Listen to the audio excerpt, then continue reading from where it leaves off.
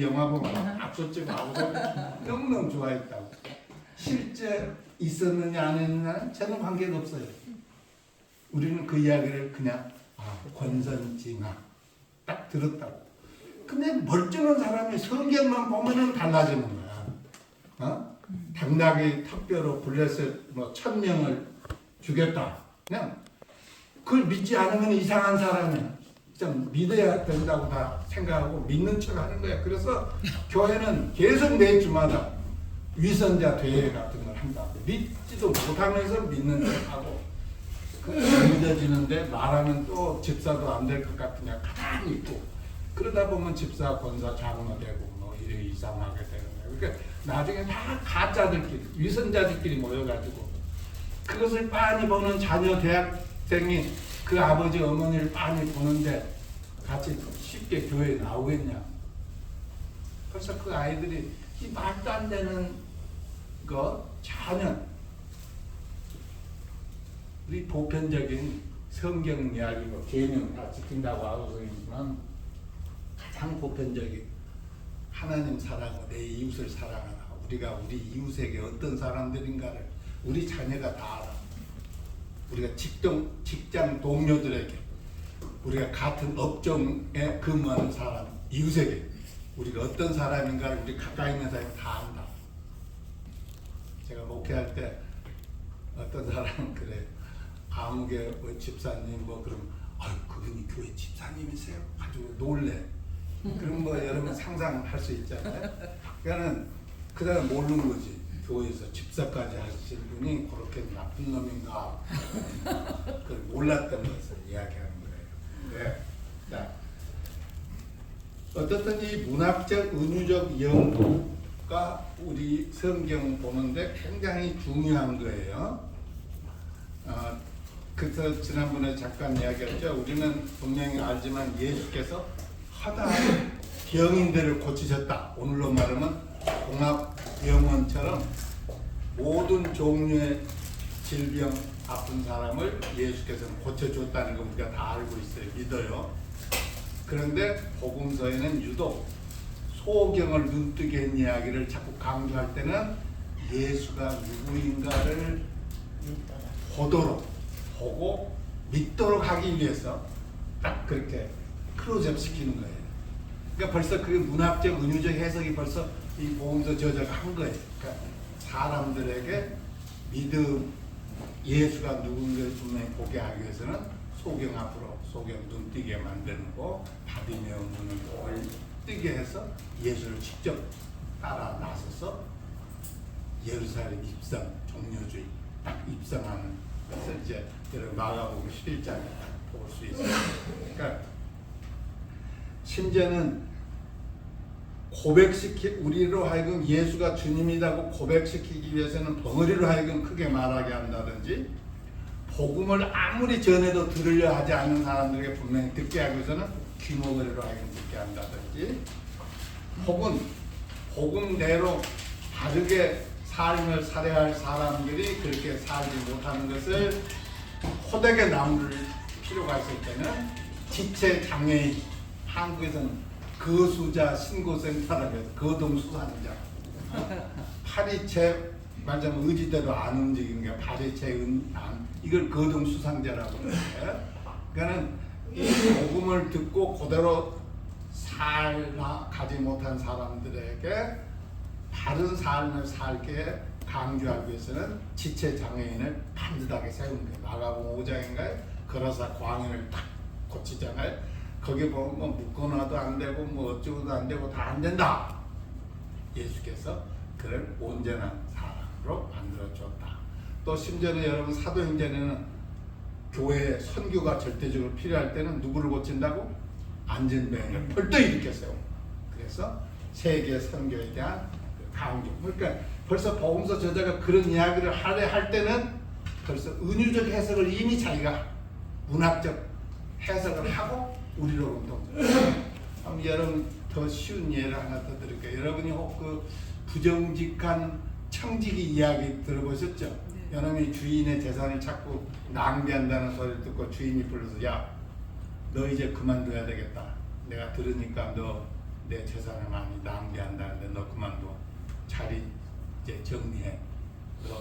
더 이상 그 일 못해. 그러니까 이 사람이 뭐라고 쭈글쭈글, 야 그러면 이거 어떡하냐.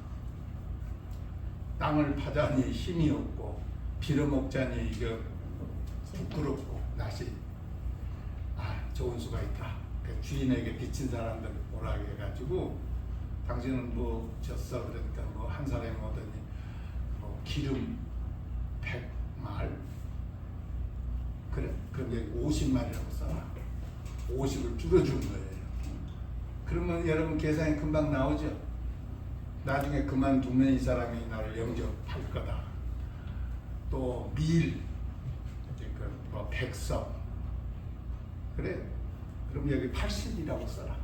20을 줄여주는 거야. 사실은 네가 한국에서 공과 사에 아주 공공연하게 통용되는 거예요. 여러분 그 비자금 이야기 많이 들어보셨죠? 그 마찬가지예요.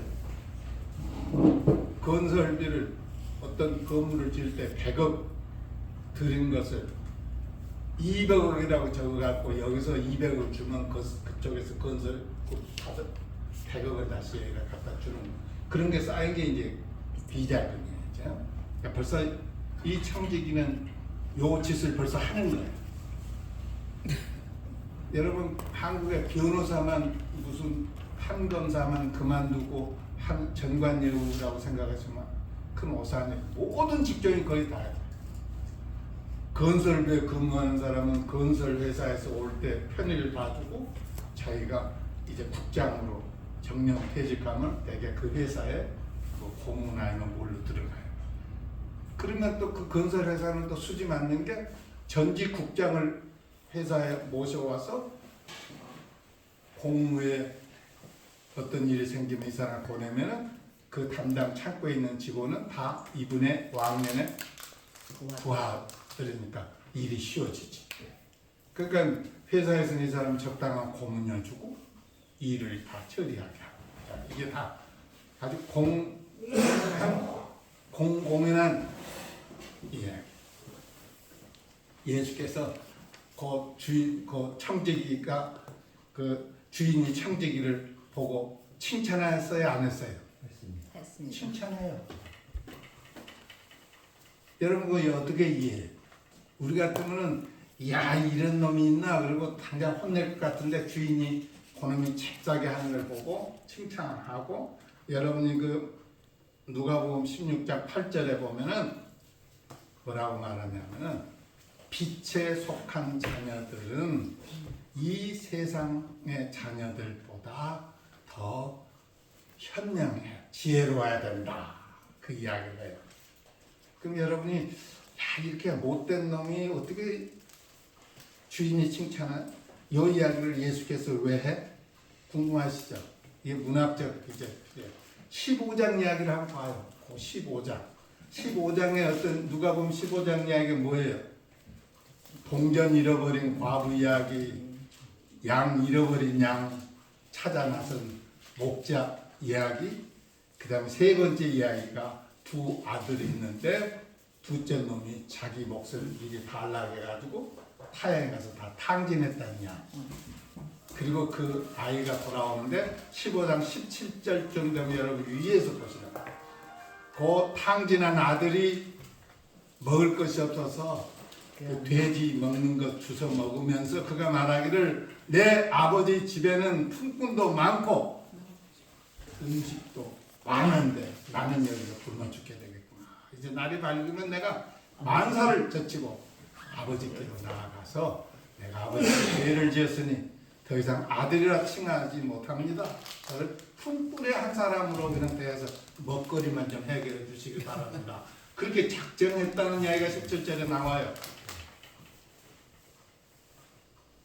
아버지는 멀리서 그 아들을 보고 달려와서 목을 안고 신발을 바로 신게 하고 가락지를 끼우고 살찐 송아지를 잡아서 이제 잔치하겠다는 이야기 나오고 바로 이어서 들에서 돌아온 큰 아들이 입이 이만큼 나와가지고 불평하죠. 내가 아버지 집 떠난 적도 없고 아버지 재산 내가 탕진한 일도 없지만 내게는 염소새끼 한 마리 친구들하고 먹으라고 내주지 않고 요놈한테 어떻게 살찐 송아지를 줍니까? 하니까 아버지가 다 이러지 않느냐. 어차피 이건 네 거고, 그리고 저놈은 내가 잃었다가 다시 되찾은 이 기쁨이다 하면서 들려준 이야기가 바로 아까 청지기 이야기예요. 그러니까 청지기 이야기만 독립적으로 하면은 야, 이렇게 아주 공과 사에서 자기 살 국리를 하는 요놈을 칭찬하겠다 하지만 15장과 함께 넓게, 이게 이제 우리가 창문을 여는 거예요. 넓게 보니까 집 나간 아들이 내가 이렇게 아버지께 돌아가겠다고 한 거. 지금 여기도 아마 3절쯤 16장 3절쯤 보면 요 청지기가 혼자 말을 또 해요. 야, 내가 땅을 파자는 힘이 없고 기름 목장이 이게 부끄럽고 이걸 어떻게 하면 좋겠는가? 국리를 해. 국리를.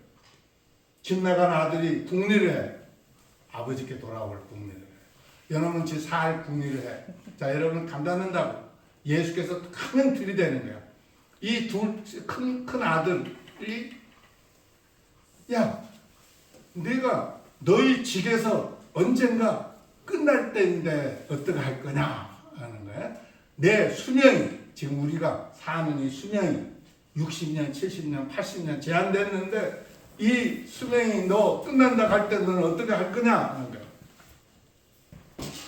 이 세상의 자녀보다 바로 너희들은 어떻게 결단해야 되느냐 하는 것을 우리에게 일러주는 이야기.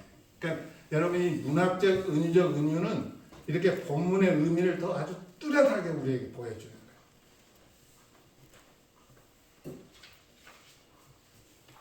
거예요. 성경의 이런 표현은 중요한 것은 표현 자체를 문자적으로 믿는 것이 아니라 그런 표현들을 통한 의미 전달에 초점을 맞춰야 돼요. 그러니까 여러분 요나서에도 마찬가지잖아요. 어떻게 큰 물고기가 사람을 그냥 통째로 삼켜갖고 뭐 살고 씻지도 않고 통째로 해갖고 뱃속에 살아서 3일간이나 있을 수 있고 이런 건 문제가 안 돼. 그런 이야기 구성은 맨 끝에 저 끝에 하루 이틀 있다가 없어지는 박농불 때문에 투덜대는 요나에게 야, 이 니느웨 성에는 좌우를 구별하지 못한 아이가 12만 명이나 있다 이놈아. 딱 그 말하는 거야. 내 어찌 그들을 사랑하지 않겠는가.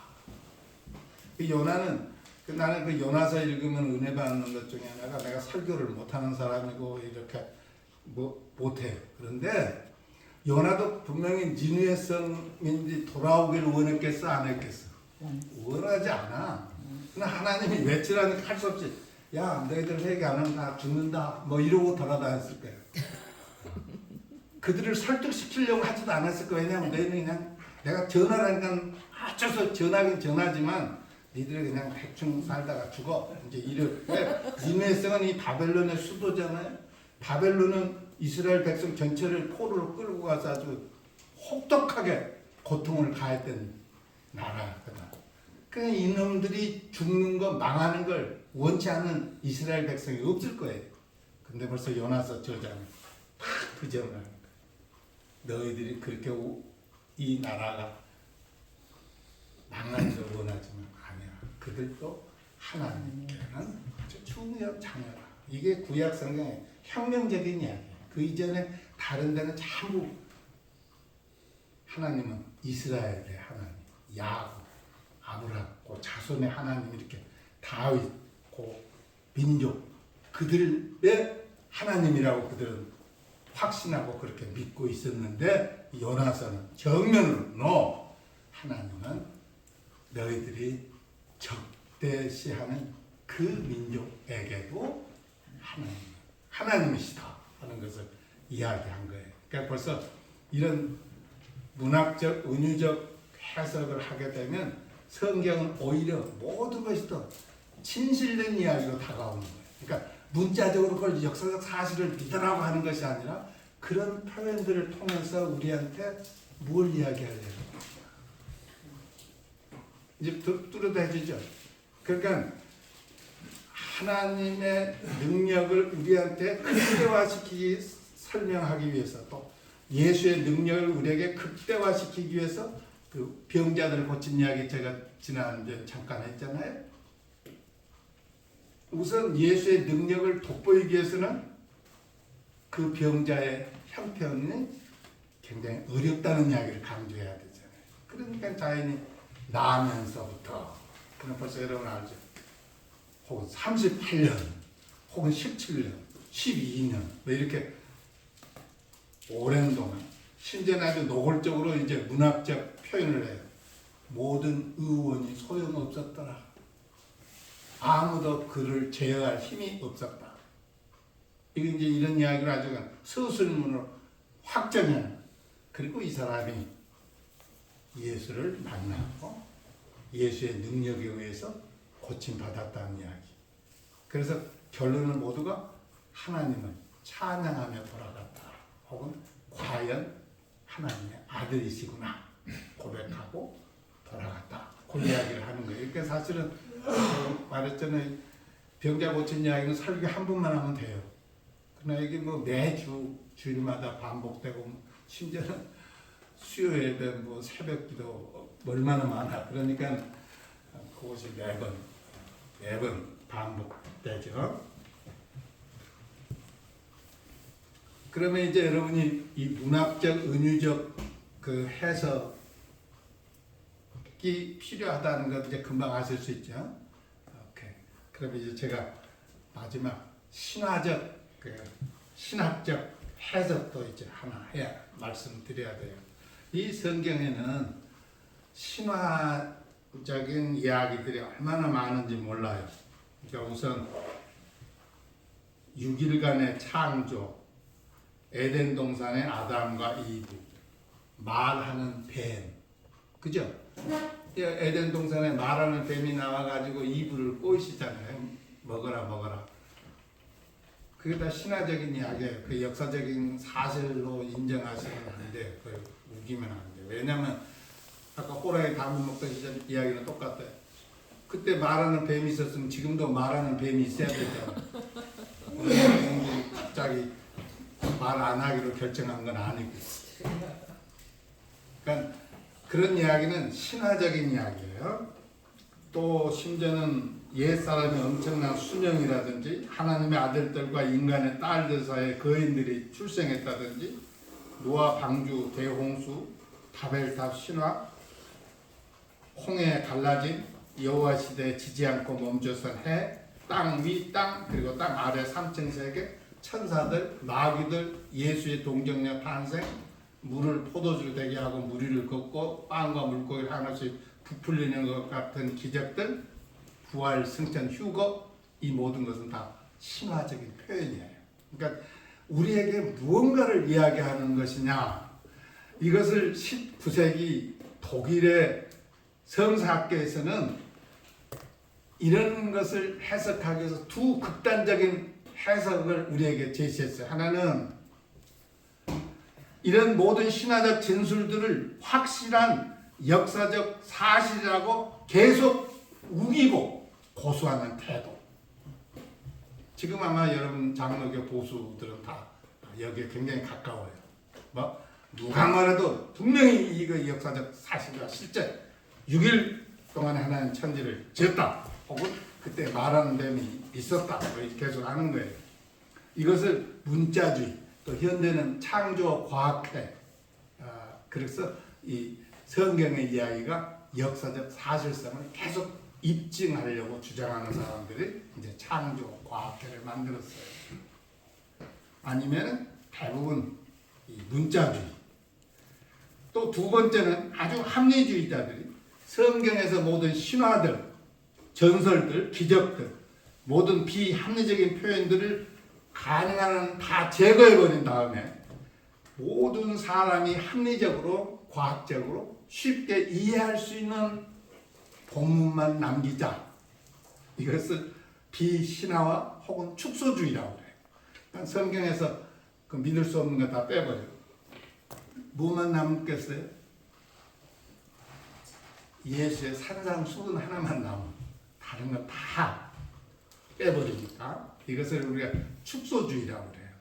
그러니까 사실은 전자도 문제가 많고 그대로 역사적 사실을 우기는 것도 많고, 또 믿을 수 없는 걸 다 빼버리자고 주장하는 이 축소주의도 사실은 모두가 합당하지 않아요. 왜 그러냐면 결국 모두가 사실성 추구라는 그 덫에 걸린 거예요. 그러니까 사실 성경의 모든 이런 신화적 표현 혹은 은유적 표현 이런 모든 것이 사실이라고 기어이 믿어야 된다고 이야기하는 것도 사실성을 그대로 받아들이려고 했던 거고, 그런 믿을 수 없는 표현들을 다 제거해버리고 믿을 수 있는 것만 남기자고 하는 것은 축소주의고 합리주의인데, 그것도 결국 성경의 이야기를 사실성을 추구하면서 축소해버리니까 예수의 몇 가지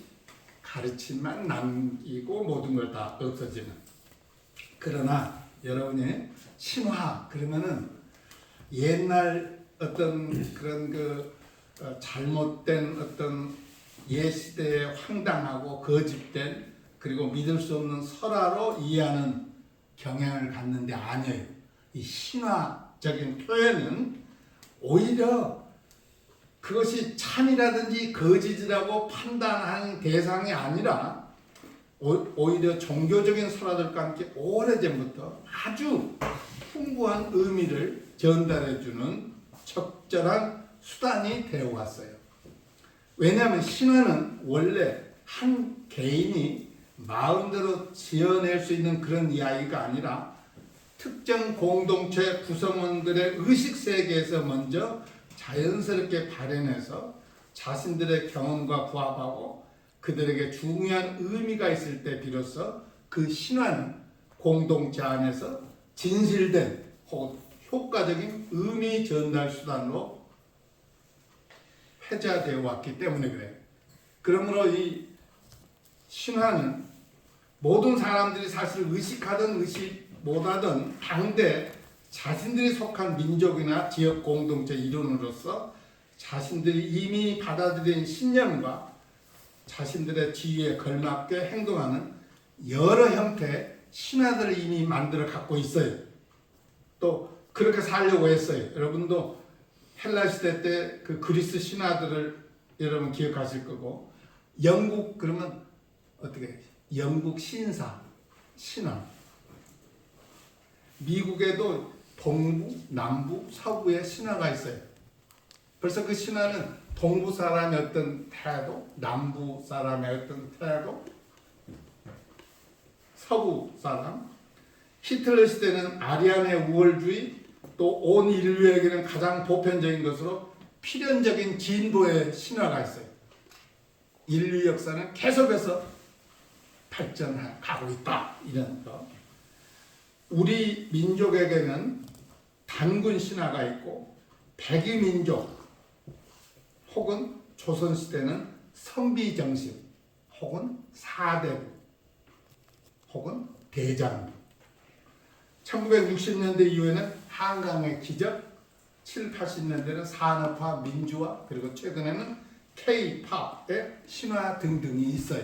이런 것을 신화라고 하는 거예요. 그 공동체 전체가 우리가 이렇게 삶을 살아가야 되지 않겠나 하는 것을 조선시대는 그 사대부 혹은 선비정신 혹은 군자이라고.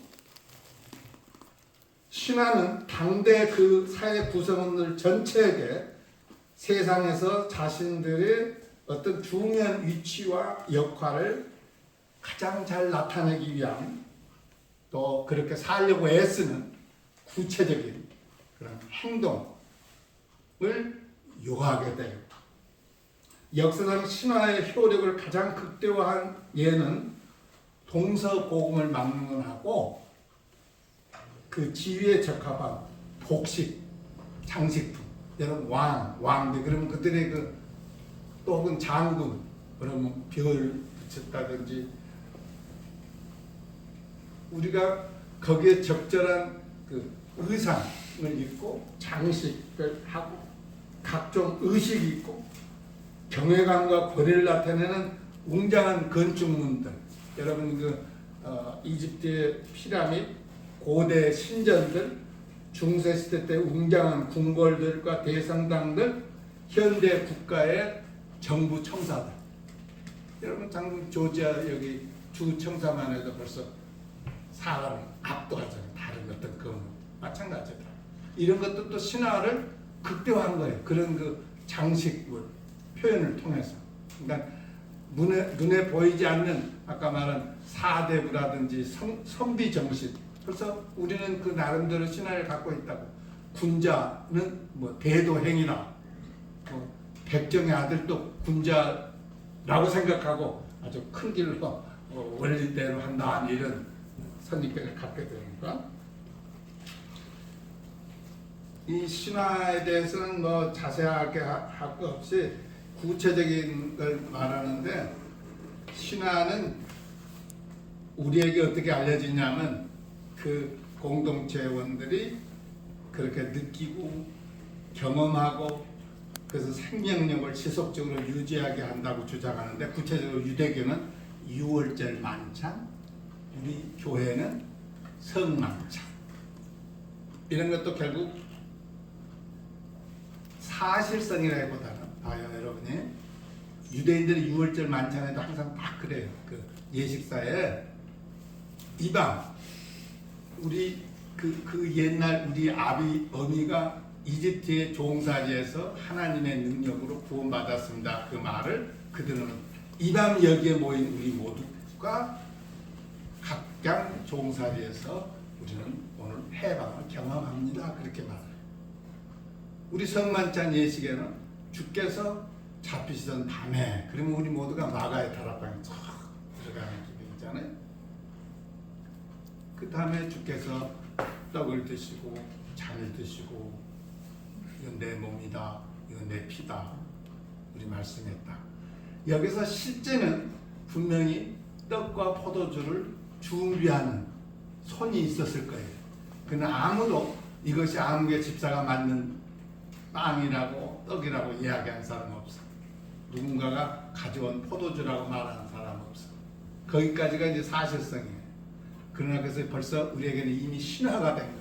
그 재현하는 가운데 죄 용서를 경험하게 되고 주님 다시 오실 때까지 주께서 십자가에 고난 받으시고 죽으셨다는 사실을 증언하는 사명을 우리가 다짐하게 되는 거예요.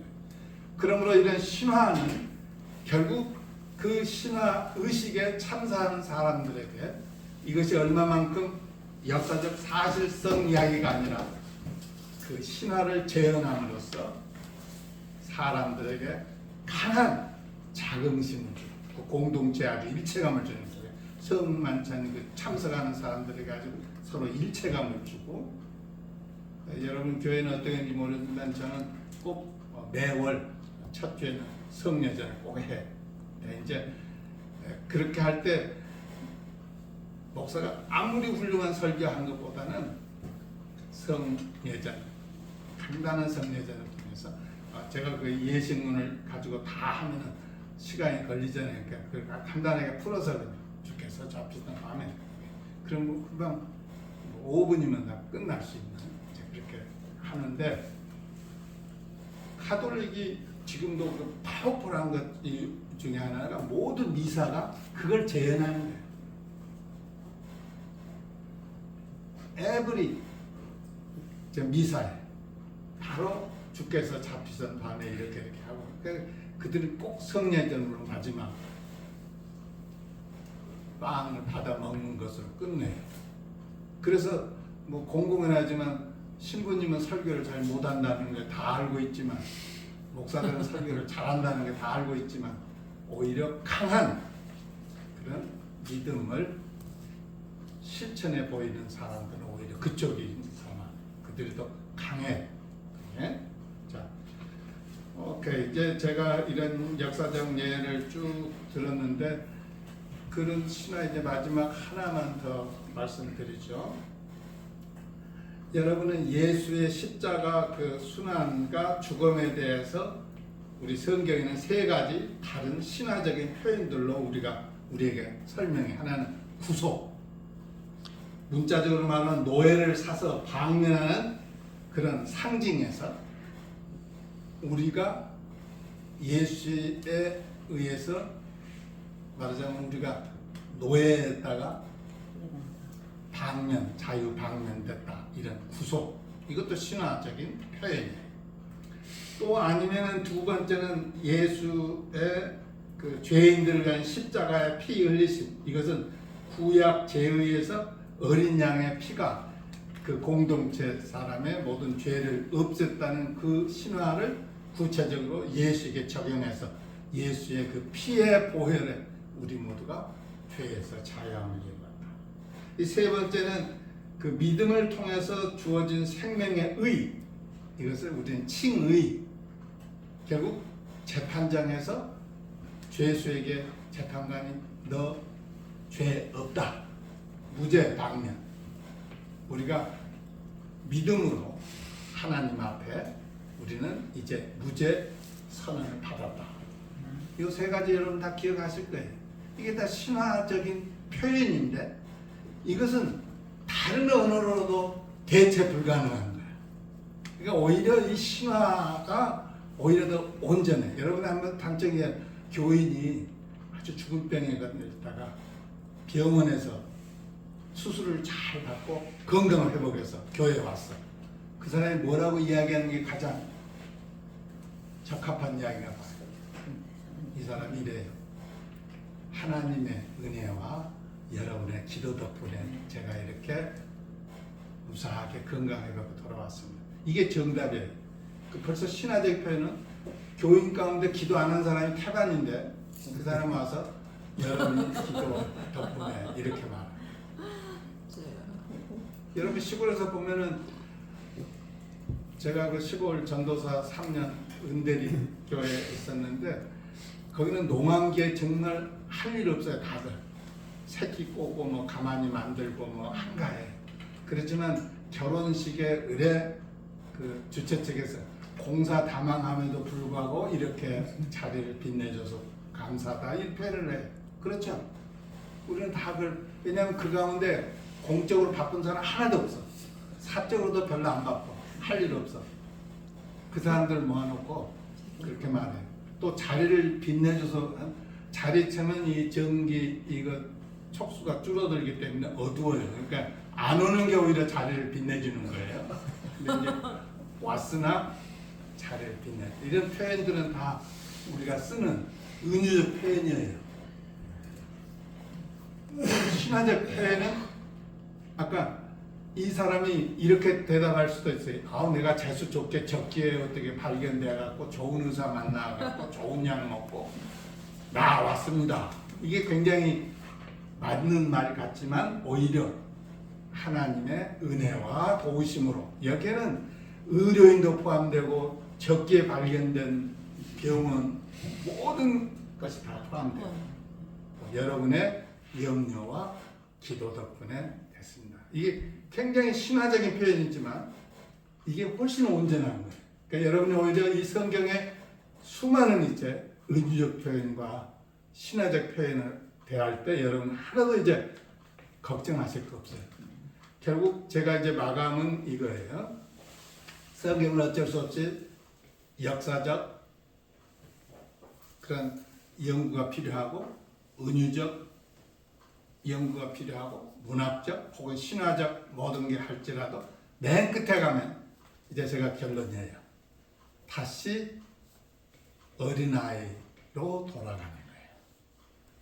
다시 어린아이로 돌아간다는 말은 여러분이 어린 시절에 여러분이 성경을 어떻게 이해했어요? 있는 그대로. 그렇죠. 모두가 하나님의 말씀이고 은혜 수단이라고 우리가 모두가 이제 이해했는데 이제 제가 결론은 그거예요.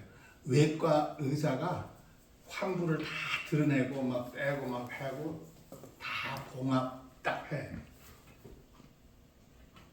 요리사가 부엌에서 온갖 도구와 온갖 자료를 이용해서 음식을 만들어. 그리고 지금까지 제가 쭉 몇 시간 이야기했던 것은 그 부엌에서 한 일이에요. 그러나 마지막 손님상에 그 음식이 딱 와. 그때 이제 우리는 달라지는 거예요. 그거 먹어요. 맛있게 먹어. 그런데 우리 모두가 요리도 해보고 봤기 때문에 음식이 우리 앞에 왔을 때는 그 조리장이라든가 그 사람의 수고와 모든 것이 뻔히 보여요. 그 모든 것이 결국 조합을 해서 이제 완전하게 돼요. 성경의 모든 이야기들이 이제 다양한 표현들로 우리에게 왔어요. 우리 저 딸아이가 중학교, 국민학교 하여튼 몇 학년 때 뭐 그런 이야기예요. 하늘에 천사들이 눈을 곱게 뿌려줍니다. 그런 말. 하늘의 천사들이 눈을 이렇게 아주 조심스럽게 우리에게 뿌려준다. 이런 건 시적 표현이에요. 그걸 틀렸다고 이야기할 필요는 없어요. 그렇죠? 그럼 그대로 받아들여요.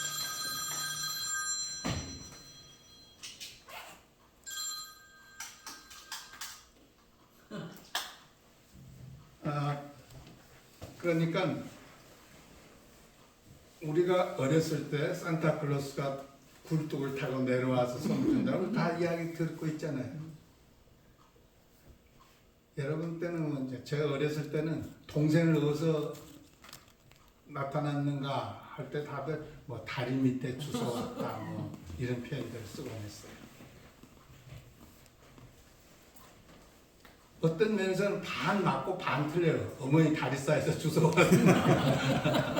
근데 어떻든 그런 그 다양한 표현들을 이제 우리는 다시 믿어지는 거예요. 그러니까 실제 보세요. 예수가 다윗의 자손으로 고대했던 메시아라는 것을 아주 강력하게 우리에게 입증할 수 있는 이야기는 뭐겠어요? 누가복음 저자처럼 예수가 나사렛에서 나고 자랐지만 이분이 여행 중에 베들레헴에서 나셨다 이야기. 야 그럼 몇 번째야 그러니까? 야 그 마구간에서 났다니까 번지가 없는 거야. 그렇게 아주 예수 우리는 지금도 베들레헴 예수라고 말한 적 없잖아요. 그래 누가복음 저자는 벌써 모든 사람이 확실하게 다윗의 자손이라고 아주 쉽게 고백할 수 있는 문학적 표현은 한마디로 어떻게 하겠어? 다윗의 마을에서 출생했다는 것이 가장 파급력 있잖아요. 인류 역사의 하나님의 그 초자연적인 개입으로 예수 출생 이야기를 하고자 할 때는 동정녀 탄생녀 이야기를 하는 거예요. 그러니까 그것이 역사적 사실은 아니다가 아니야. 그런 표현을 통해서 우리 모두에게 하나님의 능력으로 당신이 인류 역사에 개입하셨다. 그 얘기예요. 예수의 십자가의 죽으심 이후에 그가 어떻게 다시 살아나셨느냐? 하나님의 능력을 아주 극대화하는 표현. 죽은 자 가운데서 능력으로 예수를 이렇게 세웠다. 그래서 당신의 아들 삼고 만인에게 주님이라고 고백하게 했다. 그것이 바로 우리에게 오는 아주 엄청난 파급 효과고 가장 적절한 표현이라는 우리가 알게 돼요. 그러니까 이제부터 여러분 성경 하는 것은 이거 믿을 수 없다, 믿을 수 있다가 아니야. 그 이야기를 통해서 우리에게 증언하고자 하는 것이 무엇인가? 오히려 더 크게 한 판치 그냥 맞는 거예요. 하나. 제자들 바라보면서 예수께서 승천하시는 모습으로 그리고 내가 다시 오신다고 하심으로 이 땅에 남긴 너희들만 내가 영영 끝내지 않는다는 인류에게 강한 소망을 남기는 그런 표현들이에요. 그러므로 이제 여러분이 성경을 이제 딱 듣고 이제는 우리가 지난한 뭐 역사적 연구 혹은 은유적 무슨 뭐 문학적 뭐 신화적 이런 것을 다 이제 여러분이 거치면서 오히려 그런 과정을 간과하고 믿으라고 이야기하는 것보다는 그런 과정을 다 안 다음에 이건 뭐냐면 지금 청소년 여러분의 교회는 어떤지 모르겠어요. 이 청소년 교회 거의 없어요 지금. 아마 우리 자녀도 안 따라와. 안 온다. 그들은 벌써 중학교에 들어가면서부터 진화론을 배우면서 창조론하고 딱 이게 안 된다는 걸 알고 있어요. 그러니까 여전히 하나님이 6일 동안 지었다고 이야기하는 목사와 교사를 얘들이 염려해요. 오히려 좀 말도 안 되는 소리를 계속 저렇게 크게 떠드는구나. 얘들이 염려한다는 거. 그래서 언젠가는 얘들이 벌써 이 수억 년의 지구 역사를 과학적인 지식으로 이미 배우고 있고 인류 조상들이 어디서 어떻게 됐다는 걸 자기들이 아는데 계속해서 에덴 동산 이야기하고 아담 이브 이야기하고 그들이 그거 받아들이겠냐. 그러나 지금 제가 설명드리는 것은 이런 이야기는 우리에게 이것을 이야기하기 위함이라는 것을 우리가 설명해 줄 수만 있으면 보다 많은 청소년을 우리가 다시 이제 교회를 데리고 올 수 있지 않겠나. 저는 여기까지만 하겠어요. 그러니까 결국 우리는 모두는 다 이제 그런 과정을 거치면서도 결국 자연스러운 옛날 저는 어렸을 때 지금도 눈에 선해요. 그 성장 과정에 따라서 크리스마스 때 목동들이 되기도 하고 혹은 동방 박사 역할도 하게 되고 그 무대에서. 그러나 실제 역사적으로는 동방 박사들이 예수를 경배했으면 목자들은 그 자리에 올 가능성이 전혀 없어요. 왜냐하면 클래스도 다르지만 벌써 무대가 전혀 달라요.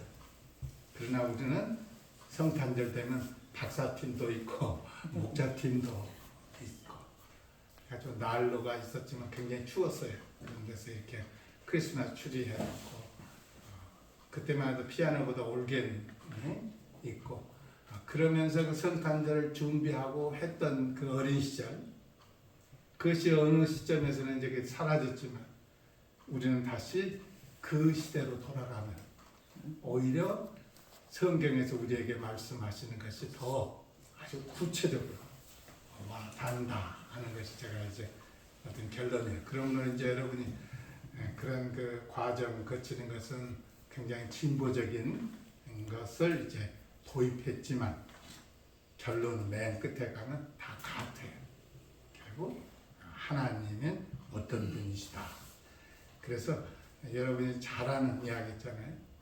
코끼리 만진 사람이 제각각 눈 어두운 사람이 만지면서 코끼리는 이렇게 기다랗구나 뚱뚱하구나 평평하구나 다양한 증언을 하지만 그 모든 걸 합쳐보면 코끼리에 대해서 조금 구체적인 그림이 그려지듯 우리 복음서에도 보면 마태복음 저자, 마가복음 저자는 아주 극단적이에요. 마태복음 저자는 처음부터 예수 하나님의 아들이라고 이야기해요. 마가복음은 하나님은 인자, 예수는 사람의 아들. 그런데 제3의 방법이 이제 누가복음은 양쪽을 어떻게든지 일치시키려고 노력하고 요한복음은 아주 완전 다른 입장이고 그러나 우리가 사복음서를 통해서 증언되는 그 예수상을 들으면 뭔가 그려지는 거예요. 예수님의 모습은 이런 분이시구나. 혹 질문 있으면 하십시오.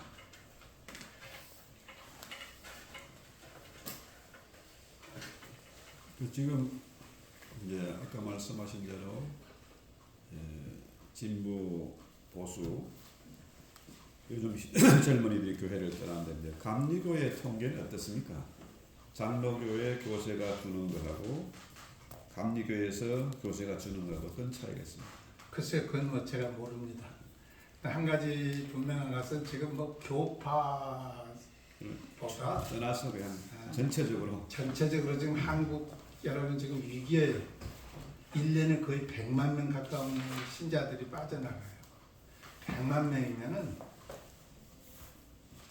교단 하나씩 없어지는 한국 같은 경우는 500만 정도도 채 안 된다 그렇게 보더라고요. 그러니까 그건 아까 말한 대로 지금 제가 말한 대로 21세기의 젊은 고학력자들에게 빨리 성경에 대해서 지금 그래서 제가 여러분에 강의하는 것도 사실은 믿지 않는 사람에게 기독교의 성경은 어떤 것인가 해설서가 되고 교회 안에서 아직 믿지 못하는 사람들에게는 성경은 이런 것이라는 것을 증언할 책을 지금 썼어요.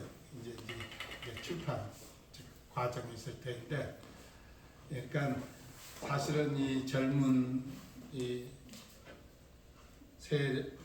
그 세대에게 빨리 해야 되고, 또 불행한 것은 꼭 성경의 이야기가 아니라 우리 기독교 지도자들이 정말 엄청난 잘못을 저질렀어요. 여러분 아신 대로 지금 저보다 한 세대 그 전후 계신 분들이 아주 너무너무 추태를 벌려놨어요. 여의도의 어떤 조 목사님이나 또 뭐 어디 있는 김성환 목사라든가 하여튼 그 세대들이 아주 기독교를 완전히 아주 이상하게 만들어놔서 지금 뭐 교인 수 줄어드는 거, 뭐 장르고 감리고 상관없어요. 큰일 났어요. 이게 지금 그게 발등이 지금 우리 교포 사회도 마찬가지예요. 제가 목회 78년에 여기 이민교회 목회할 때만 해도 교포들이 거의 다 교회에 왔어요. 8, 90% 이상이. 어떤 분은 교회 밖에 앉아 있어요. 믿진 않지만 한국 사람 만나보기 위해서 온 사람. 어떻든 일세는 그만큼, 그때 저도 유학할 때 200불 갖고 왔어요. 그때 이민 온 사람도 19대로 200불이니까 5식구면 1000불 갖고 왔다. 아주 죽을 고생하면서 이제 이렇게 1세들이 이루어졌는데, 그렇기 때문에 그들이 김포공항에서부터 눈물 받아요. 그러니까 자연히 하나님에 대한 아주 절대 그 신앙을 갖게 됐어요. 꼭 이북에서 내려온 분들이 좋은 신앙을 가진 것처럼 이민 1세가 그랬어요. 그러면 다시 가난하게 돌아가면 하나님을 더 붙잡을 수 있어요. 하여튼 지금은 우리 교포의 그 교회에 나오는 율이 옛날하고 달라요. 그러니까 그게 우리 지금 큰 위기예요. 우리 모두가. 벌써 뭐 남 이야기할 거 없어요. 내 아이도 새 아이들 그 두 아이는